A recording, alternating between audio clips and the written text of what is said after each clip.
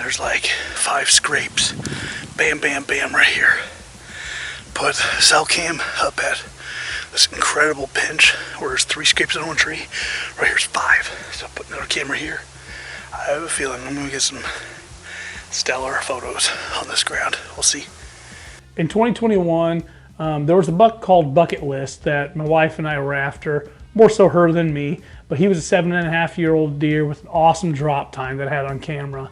And he definitely was an eye bleeder, one that, you know, made dreams were made of. He was tight racked, but super heavy, a lot of characteristics and a big drop time. And anyways, he was the main target on the farm. However, there was a beautiful 4-year-old 10 on camera, which I called the Big 10. And he was getting daylight photos of him quite a bit. But you know, I just knew that I'd rather shoot the 7.5-year-old over a 4-year-old any day of the week. And there was a good chance that 4-year-old would make it. So that was the game plan in 2021. And wouldn't you know, he made it through season. Going into the 2022 season, this Big 10, he looked almost identical to the year before, but he put on more mass and a little bit more tine length on his brows. Still a super impressive deer. I thought he was going to be in mid-60s, pushing 170. And man, this one fence gap, it's in the middle of nowhere, literally. It's all ag in the area. And I always get photos of them there, of all the big deer in the area. They may not go through it regularly, but I'll get pictures of all the good deer. It's just a natural pinch. And anyways, I had some awesome videos of them on the reveal, some great daylight photos of them. And man, I just knew if he was going to come by me, there was no way he was getting a pass. All right, we're making this pretty sweet and short. They're combining the corn right now, right here. We already seen a smaller buck, several does, and 2 big body deer there. We don't know what they were, but there's a Big 10 that's been hanging out here. It's been a week or so since I've seen him, and we got a picture of him a few days ago going into this corn. So we're hoping that as this corn's getting picked, they come running down this draw, pinch right down to us. So it's instinctively, that's what I think is going to happen. So I'm sure we'll see more deer, but hopefully there's just a shooter here for Lakota. She's 8.5 months pregnant now. This is her first time of the year. And yeah, hopefully it's a 20-yard shot here from the ground. We can sit next to a tree, see what happens tonight. We went, sat there on the ground, trying to get it down on the ground, and no luck, didn't see him at all, but did see some does, but you know, it's part of it. That's why it's called hunting. December is late muzzleloader season, and the farm bordering where I'd been getting photos of them, notoriously every year it's a certain crop rotation with beans and corn, they hold a pile of deer down this bottom draw. And I thought there was a very good chance the Big 10 would be held up in there. And sure enough, opening day of muzzleloader, I go in there and boom, I see him. He goes out into the neighbor's field. I was self-filming, and actually the neighbor shot at him and missed him. Apparently, that was the first time ever there's been someone hunting the neighbor's farm, but it's pretty neat how this all unfolds.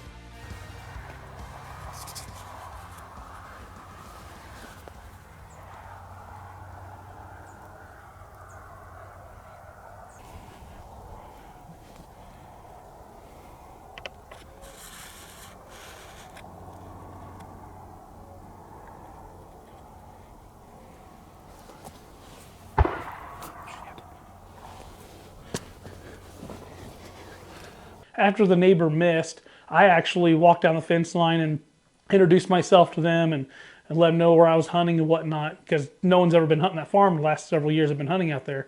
And it's pretty cool. They told me, yeah, they think you missed them. So I helped them walk around, look for blood, and it appeared to be a clean miss.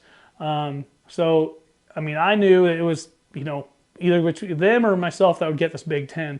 So, you know, ultimately I looked at it as whoever's going to put the time in, put the effort in is going to get them. And I was not about to lose that competition.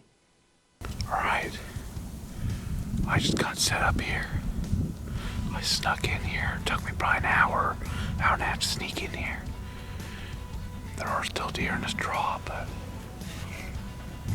I came out here yesterday. It was quite interesting. I saw my target buck on this farm, a Big 10.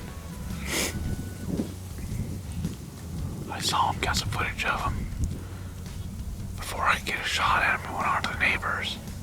Coincidentally, there was a kid hunting over there. he shot at him. I believe, and he believes that he missed him. I snuck in here, and as I was walking in, really taking my time glassing, I saw a really good buck in here. I don't know if it was the Big 10 or not. There were some other bucks with him last night. There's a nice 8 and another mature buck. It's goofy, but second day of late muzzleloader here in Iowa. I'm set up. Should be an easy shot if he comes through here. I believe any deer perhaps that comes to this corn tonight, if he did what he did last night, he's in big trouble. So I think it's like 2:30 right now, and I'm completely set up. And it was probably 4 o'clock when I could see him down in here last night. I tried making a move. So if he's in here, hopefully I can get him killed early.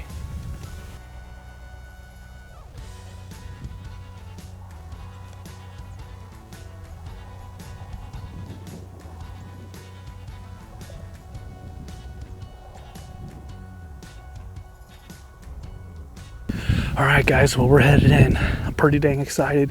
I've hunted here the last 2 nights. 2 nights ago, I went in. My target deer, this Big 10 on this farm, was in there. He crossed the fence, went on to the neighbors. Next thing I know, there was a hunter on the neighbors. He shot at him, and thank goodness he missed, or so he thought. Last night, I snuck in, hunted here. No sighting of him. A little nervous that, he did get hit, didn't come back. Well, today, we got 6 inches of snow coming tonight. And about an hour ago, I got a picture of him, the Big 10 down here with several other deer. So it's only 12:30 in the afternoon right now, 1 o'clock. We're gonna sneak in here real quick, and in the next 2 hours, try getting them killed before the hunter gets in here tonight to hunt. But I know within a 20-yard circle where he's bedded, we just gotta sneak in, get within range of the muzzleloader, and in this chapter today. The third day of late muzzleloader was one I will never forget. It was, the coldest of cold days. We knew that we had a major front coming in, major snowstorm, and it was below 0 temperatures. And Goody, Jake Goodwin, came with me, and he was filming. And man, we snuck down this fence line. As I walk in, I glass the bottom, make sure there's no deer there where they can see us. And that's always my go ahead. If I can glass it relatively easy. So I just got to take my time getting in there. And if I see him, I hold back until I know I can make a move. But Jake and I made it in there and set up in this little log pile. And I knew if he was going to come in range, if he was going to come out, he would definitely be in range. And man, we sat there, seeing all kinds of deer. And in fact, we did catch a glimpse of him. And he went out into the field, out into the bean field. And I was like, man, he's got to be out there in that bean field with all those deer. It was getting close to dark. And Jake and I are sitting there just covered in snow. Can't even move hardly. Literally, my eyelashes, everything's snow. We're just frozen to the ground. And next thing I know, right in front of us, not 15 yards away on the other side of the fence, the Big 10, I just see this frame pop up along the fence. And Jake somehow is able to press record on the camera. He walks within 10 yards right in front of me, and I don't pull the trigger because I couldn't move to get my hands up on the gun. It was up in a death grip, pointed the way we anticipated to shoot. But when I come that close, the snow was so crunchy. No doubt in my mind he would have busted us. So I had to literally watch this 165, 170-inch deer walk right past me. Past both of us here within 10 yards, and then kind of looked around side to side, didn't see anything, and then slowly undid the gun out of the death grip, got up on a knee, turned, and he covered ground quick. I got up on a knee, free-handed it, and managed to take a shot at this Big 10.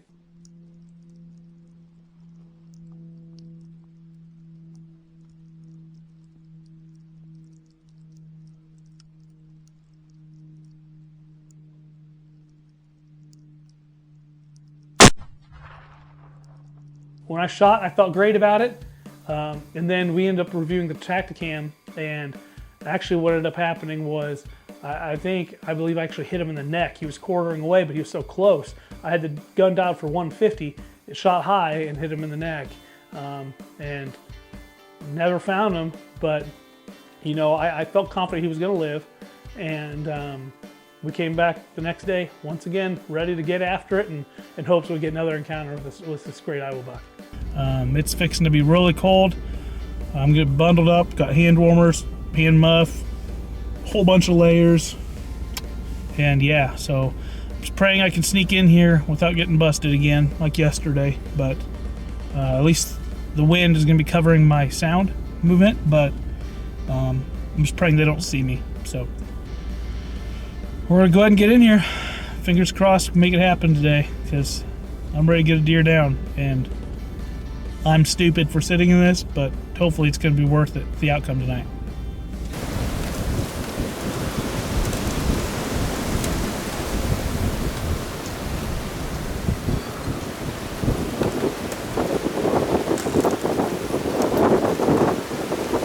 That was legitimately the coldest time I think I've ever been on.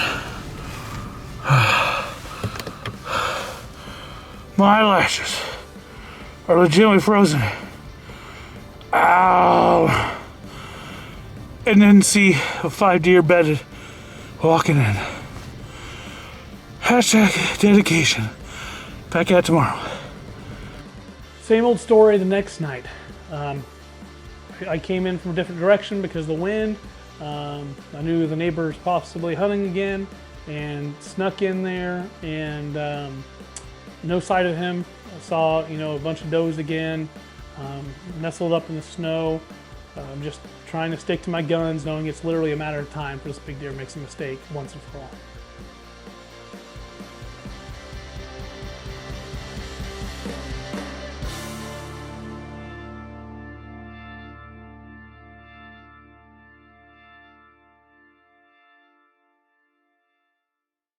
All right, well, it's December 28th.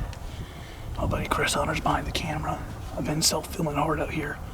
This last week hunting hard through negative temperatures. We're set up in this log pile where last week I had an incredible encounter with Goody. The big 10 I'm after jumped the fence, not 10 to 15 yards from us, walked in front of me, and honestly, I hit him high. I did end up hitting him, hit him in no man's land, and I've seen him a couple times since then, chasing does, perfectly fine. But we're set up, we got a south wind, and it's 30 degrees warmer today.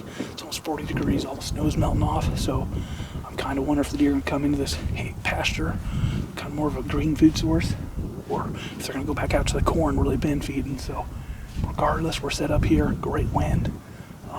As far as I'm aware of, you know, I think it's just a matter of time before the Big Ten makes a mistake, and just a matter of time before I can not make a mistake and get them down.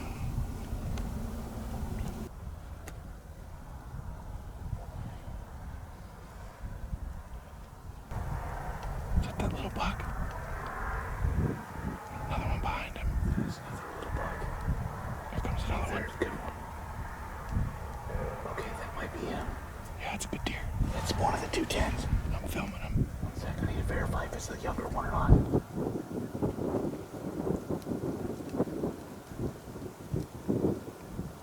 If it's the younger one, I've been passing him. It is. Georgie too. The one behind the big tree. They're coming this way, buddy. Not the one trotting, the one behind him. Right at us. What about the one behind him? I know that's the one I'm looking at. Okay. It's either him or it's the one that looks just like him. Okay, here he comes. It's a good deer. Really, he'll come. I'll tell you if it's him in a second. Oh yeah, it's a big deer, dude. Oh yeah. Is that him? Yep, it's him. Okay. I'm filming the shit out of him. They're running hard. I'm gonna catch up to him. They're gonna come right in front of us, buddy. There he is. I got him. They're gonna come right in front of us. I got him. You got your tack jams running? Yes. Okay, I'm gonna lose him behind this big tree right now, okay? Right now. Now I'm gonna get ready to get him again. We'll let him keep coming.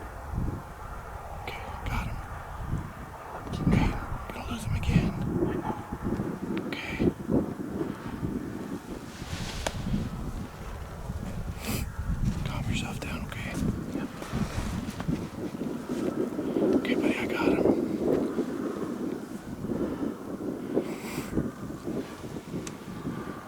Make sure you're aiming hard. Don't hide over high. I'm behind the big tree. I'm going to lose him.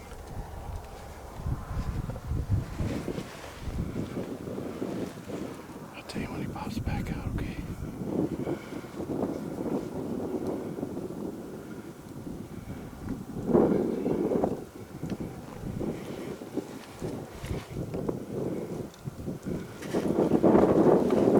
Okay, I got him all day. Okay.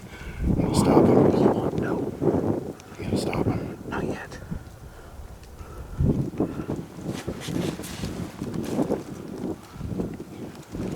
You shoot him there? Oh, no. Okay. You want him? Yeah. Take your time. Oh yeah, you shouldered him. Dude. Down, buddy. Boom, baby. You got him, bro. Boom. You got him. You smoked him. Shoulder. He's up. He's up. Reload. I mean, he's not going nowhere, but he's got a bad leg. Oh, we got that Yeah. big boy. Yes. 10. Hey, Finally. congratulations, Thanks, bro. brother. All right, I don't know what just happened. Unbelievable. It's 4 o'clock now, an hour and a half before dark. It is 40 degrees today, 30 degrees warmer than yesterday. And I just laid a hammer down on the Big 10. I believe it's my target deer. I'm 90% sure it is. Otherwise, it's the other Big 10 that's in here.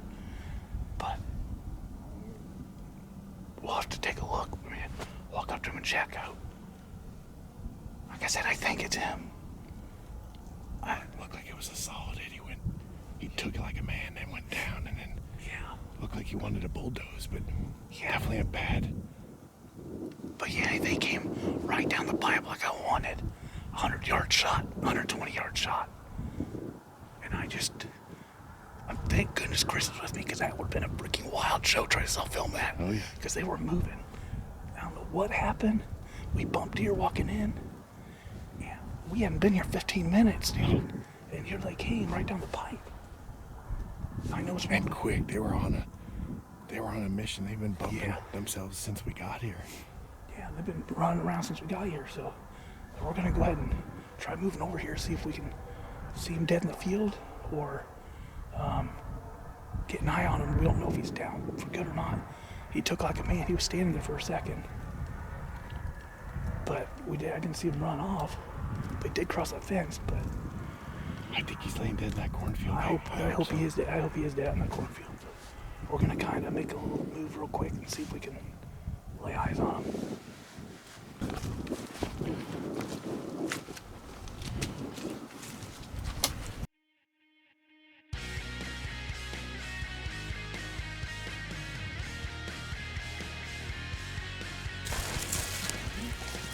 Nice work, buddy.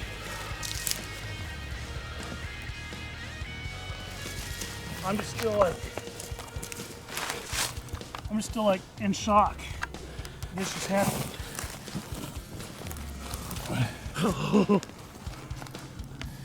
Oh, buddy, look at that freaking monster. Oh, Great Wow. work, bro. You earned it. You knew he was here. Put the homework in. I hunted this deer hard, I'm not gonna lie. I actually thought I wasn't ever gonna get him because it's so much warmer today than it has been. For whatever reason, he decided to come my way. But man alive, we have a lot of history with this deer. I called him 10 lives because I've known at least 4 times this deer's been shot at. Dennis has a shed 2 miles away from here. He pictures them this summer. I know I shot at him. I know someone shot at him over by Dennis. The neighbor missed him. And finally, I laid the hammer down on the Silo Giant. Unbelievable. Unbelievable. Nice work, buddy. Proud of you. man. What a wonderful year. It was pretty great feeling getting this Big 10 down, and of course I text the guys that had been hunting the neighbor's ground because they were actually hunting about 3/4 of a mile west that night, and they heard me shoot even and texted me asking if that was me.